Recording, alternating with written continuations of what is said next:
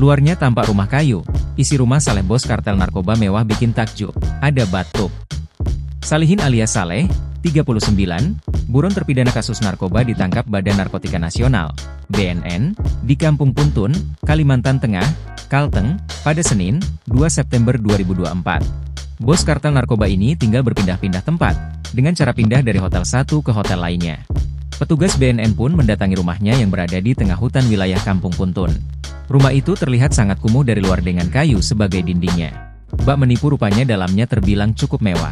Rumah tersebut memiliki beberapa ruangan mulai dari ruang tamu, kamar tidur, hingga kamar mandi yang dilengkapi jacuzzi. Gemilang kemewahan di dalam rumah kayu milik Saleh, gembong narkoba, di Kampung Puntun.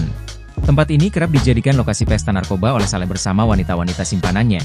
Jelas BNN RI melalui siaran resminya seperti dikutip pada Senin, 23 September 2024. Diketahui Saleh berhasil ditangkap BNN setelah ia jadi buronan selama kurang lebih 2 tahun.